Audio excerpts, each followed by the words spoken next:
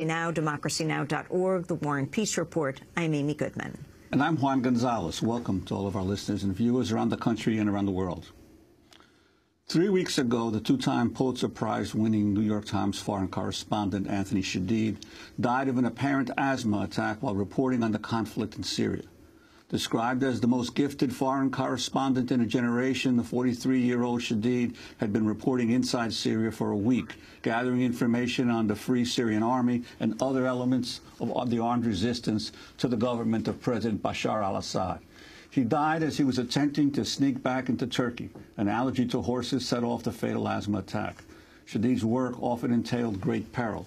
In 2002, he was shot while reporting in Ramallah in the West Bank for the Boston Globe.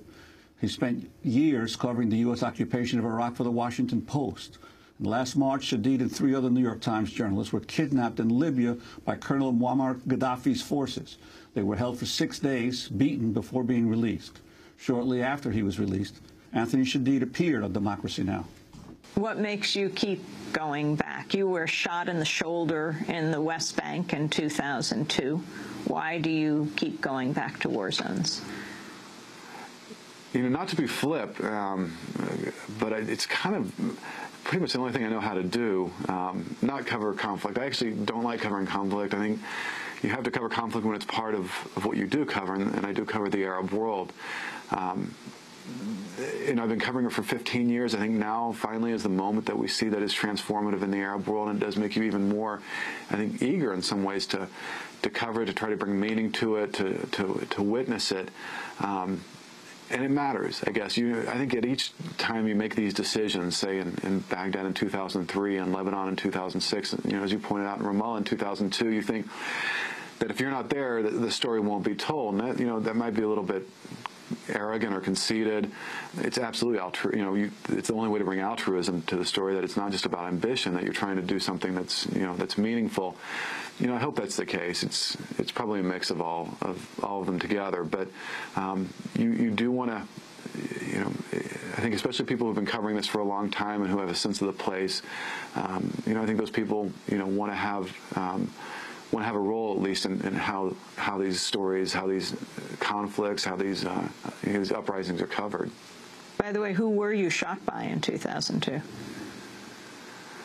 There was the investigation was never. Well, the Israelis did the investigation, so they couldn't determine. In my mind, there was no one who could have shot me except for an Israeli soldier. The late Anthony Shadid, speaking on Democracy Now! Last year. Over the past 3 weeks, memorial services have been held for Anthony in Lebanon, where he lived, and Oklahoma City, where he grew up.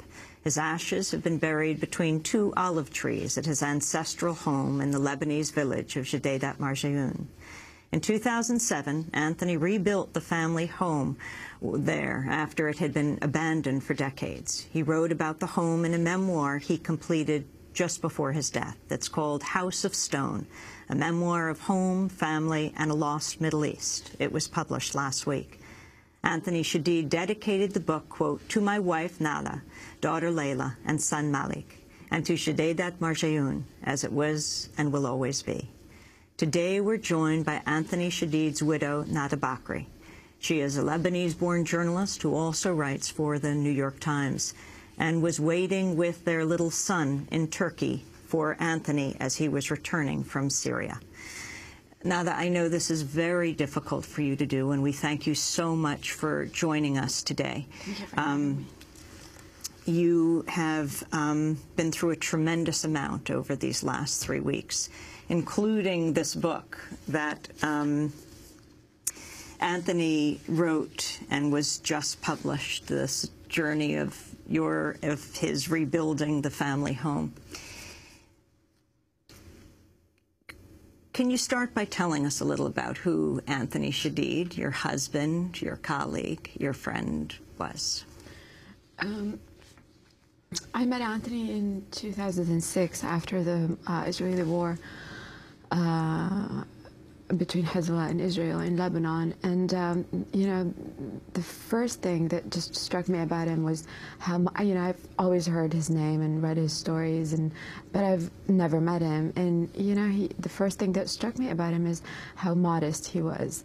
I just could not believe that someone like him would be as modest as this, you know, in a profession where, you know, people have such big egos and successful journalists have big egos. He had none of that.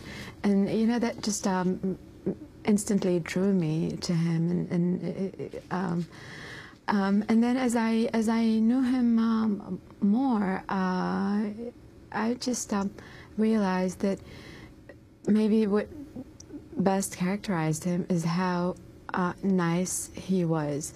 Whoever came knocking on his door, asking for a favor, asking for a contact, asking for a tip, asking for advice, wherever it was that they would be asking from him, he made time to sit with them, to tell them what they needed to hear, and more importantly, to listen to them.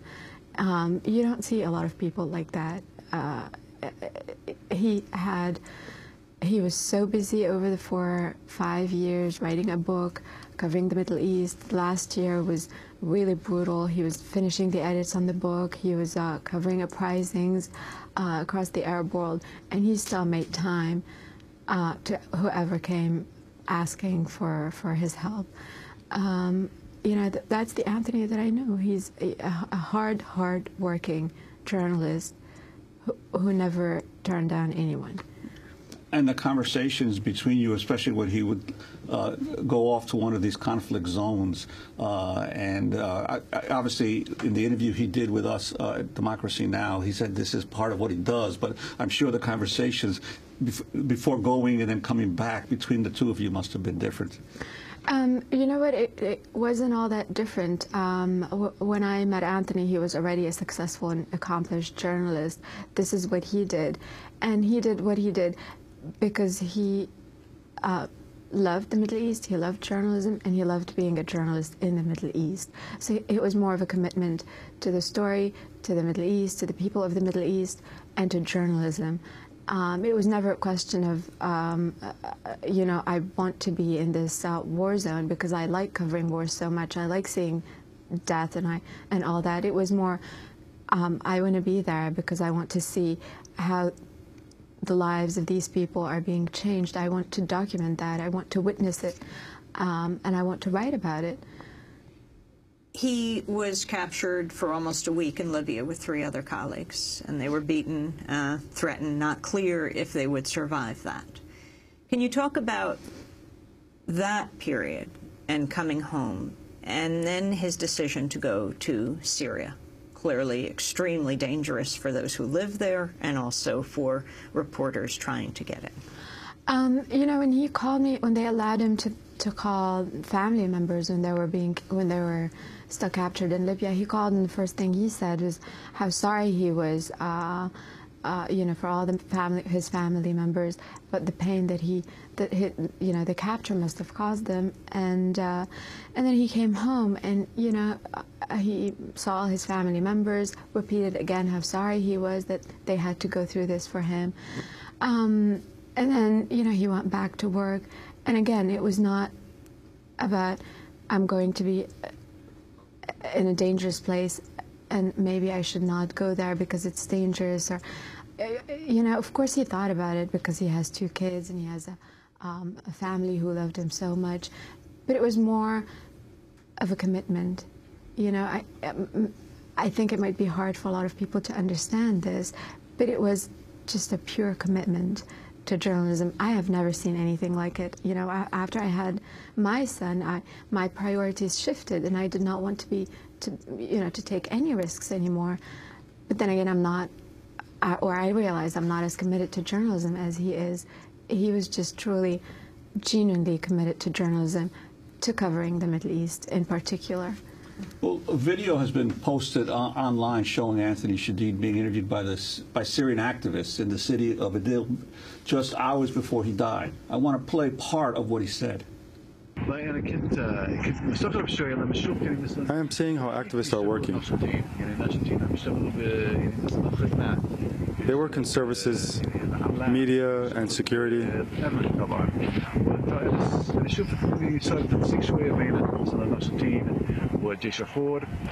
see how activists work with the Free Syrian Army. I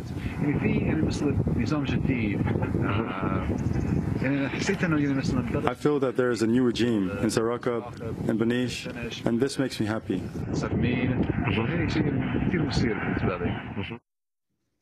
Okay. And that was obviously the interview before he attempted to come back. I was really struck in reading the Tyler Hicks account of those days over there. I mean, obviously Tyler must have gone through an enormous emotional upheaval himself, having been captured with him once before and then having this happen. I'm wondering the conversations you've had with Tyler since then and how he's doing. The New York Times photographer.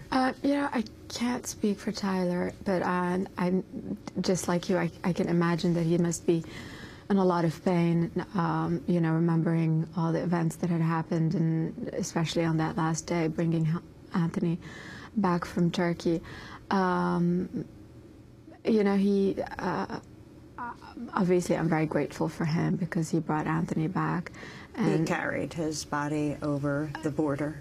Did he die in Syria or Turkey? He died in Syria. They were still in Syria, and so he did bring back the body with the help of the other activists or smugglers who were bringing them back to Turkey. I'm, you know, incredibly grateful for that, and I'm also grateful that Anthony had someone with him that he depended on, like Tyler.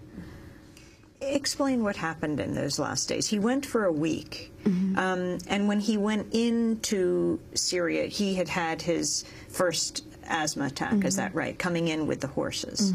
And were you able to communicate with him during this period? You know, very briefly. The activists told him for security reasons that they need to be very careful on the phone. So Anthony would check twice a day, once in the morning and once in the evening, for just a few minutes. They told him not to be on the phone for more than 5 minutes, and he never was. So, you know, the line was really bad. I could hear half of the words that he was saying, so I did not get to know all the details of the trip or, you know, how he was feeling and all that. But the one thing that he repeated every day was that it was the best reporting trip of his life, that he was having a lot of fun, you know, gathering a lot of great material, and could not wait to get back and write the stories. You know, he had already outlined them in his mind, 3 stories, maybe a 4th one. You know, they were going to be great, and he was just very excited to come back and write them. And his attachment is obviously to the Middle East. You spent so much time there. You yourself were born in Beirut. The conversations between you about the importance of what he was doing at this particular time, and in this incredible upsurge of the Arab Spring and these popular revolts all around the Middle East, the conversations he must have had with you about the importance of his work. He felt very lucky that he was witnessing these uprising, that he was covering it, that he was part of this moment. He felt like, you know, this is a dream coming true for every journalist covering the Middle East. You know, after covering it for so many years, oppression and dictatorships and wars and conflicts and violence, it was finally, you know, finally there was something is changing, and something positive and optimistic. He felt like it was going to take a while, but it was at least happening. You know, the change that people had for so long aspired for. We're going to break and then come back to this discussion and talk about Anthony's book that was published after his death, House of Stone, a memoir of home, family, and a lost Middle East. And also, Nada, speak with you about your reporting. You, too, have been covering the Middle East uprising for the past year. And also, we want to ask you what your plans are now. Nada Bakri, New York Times correspondent and now widow of Anthony Shadid, fellow correspondent at the New York Times. Stay with us.